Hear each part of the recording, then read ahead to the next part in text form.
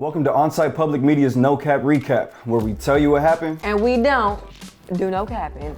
I'm Serious Marie. And I'm Brandon Lee. Thank you for joining us today. Well, guys, we made it, y'all. We made it. We made it. We made it. Donald's gone. You wanna hit it? You wanna hit it? Hey, do that. Hey. Ooh, okay. Out. Racism is over.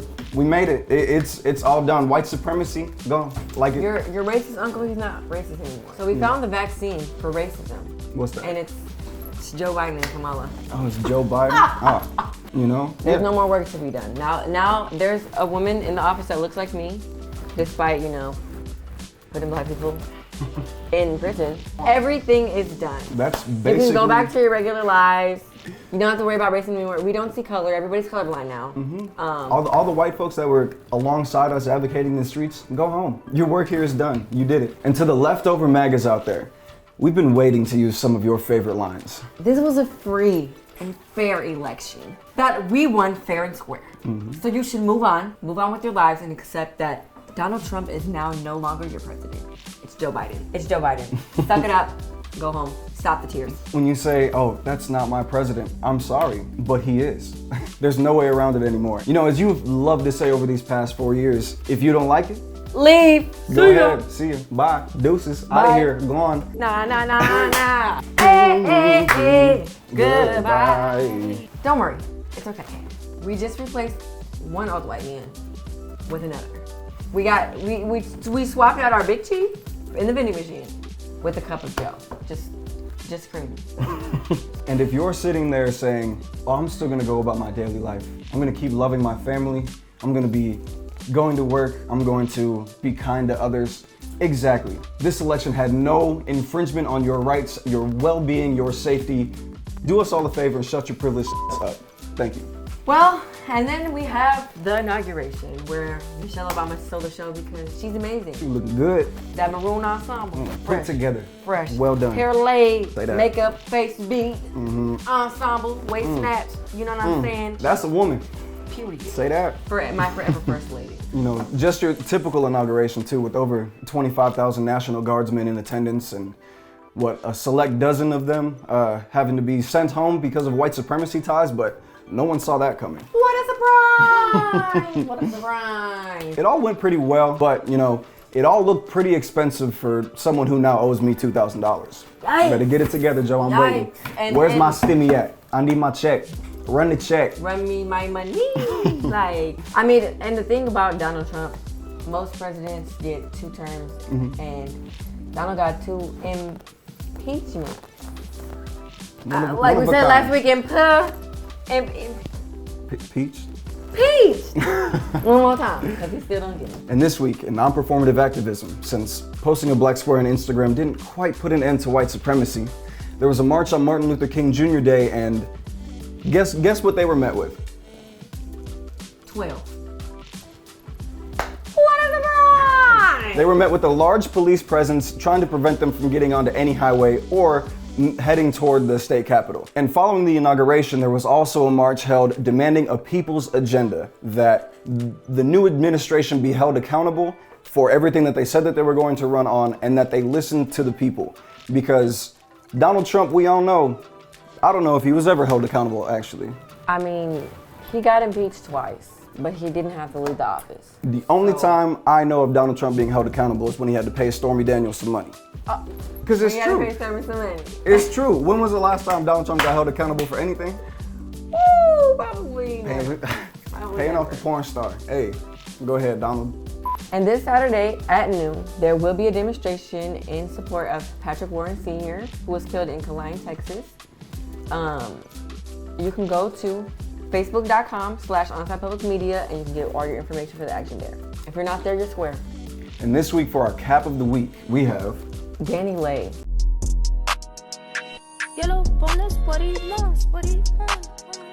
Who put out a song called Yellowbone, where he literally says, Yellowbone, that's what he wants. And that's pretty much it.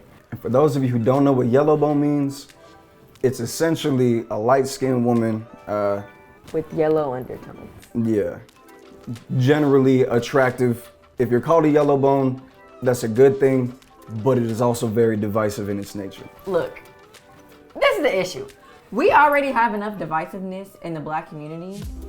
Colorism is a thing. And if you don't know your history with colorism, do some reading and some research.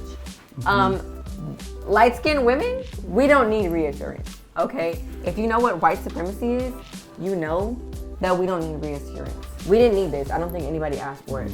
She's not the only one, okay? She's not the only one. Anderson .Paak, for example, who is also light-skinned, he came out with a song and a verse on Jasmine Sullivan's song that literally says, "Forget it, mama told me put the kid in, so I did it. But that baby came out black as Samuel in Pulp Fiction. I'm light-skinned and my granddaddy Indian. You f***ing with my lineage and dividends." With your lineage. I get it if you're trying to say, because the message of the song was that she's a gold digger. Right? The baby's not his, but for you to say it's messing up your lineage. Why is being dark-skinned and f***ing up your lineage synonymous? Why are they in the same sentence? I'm not understanding. I don't get it. Definitely a misstep. Did not need to be said. And again, like you said about Danny Lay, the tone deaf. Like, just the key, read the room. Read the room. In a time like this, you decide to put out a song that's like, yeah, I'm light-skinned. That's what he wants. It could have been shade, but that's not something that we need in the community. It's not about preference. You didn't come out and just say, I like light-skinned people, or this is what I prefer when I'm dating. You're emboldening and enabling colorism in the black community. We don't need it. So I did share it on Facebook because people were talking about it. There was some discourse. And I had a white woman tell me that it was about preference and that she had a black boyfriend and mixed babies, so she knew more than I thought that she could know. It's not about preference. It's about white supremacy, yet again. And not to say that preferences are bad, but you have to recognize that colorism is a thing. Not saying that being light-skinned is a bad thing, because it's not. Black is beautiful. Black is beautiful. In all shades, black is beautiful. The black rainbow is beautiful, okay? Read the sticker. Read it and weep, alrighty? We're not saying that being black is bad, but colorism is bad. Colorism is the issue, and that is the bigger picture and bigger conversation that we need to be having in our community. It's black people. We gotta be talking to one another about that. Post-Traumatic Slave Syndrome by Joy DeGroy, great book. It will definitely explain a lot of that to you. Help you out a little bit. And if you have any experiences of your own with colorism or anything like that, feel free to let us know in the comments. Let's talk about it. Let's talk about it. And now it's time for our no cap quick fact of the week. This is what we got in the head. Go ahead.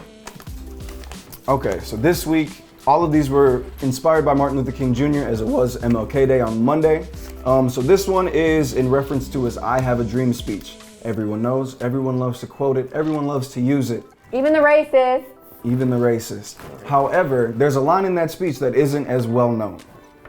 I'll read it to you here. And as we walk, we must make the pledge that we shall always march ahead. We cannot turn back. There are those who are asking the devotees with civil rights, when will you be satisfied? We can never be satisfied as long as the Negro is the victim of the unspeakable horrors of police brutality. So if you quoted Martin Luther King Jr. on Monday, saying that he was a well-known, well-respected, loved man during his time period, saying he did everything the right way, but you weren't supporting and advocating for black lives this past summer, even into now, when we're fighting against police brutality, the same fight that he was fighting, then you're a hypocrite. Sorry to break it to you, buddy. Sorry to bust your bubble. You're a hypocrite. So yeah, keep that quote in your drafts next time. Don't post it. Just say you're racist and own up to it. We don't need a 6-page paragraph, and we don't need a quote from MLK for you to just say you're racist. Thank you. Thanks.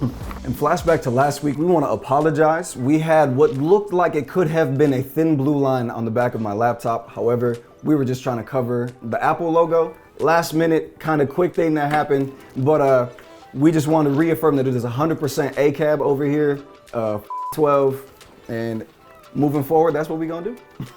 R.I.P. the old screen.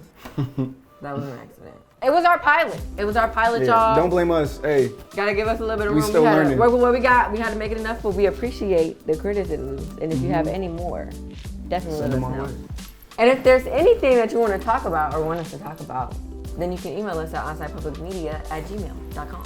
All right, and thank you for tuning in to another episode of No Cap Recap. And as always, No cap, no cops. no mother and proud.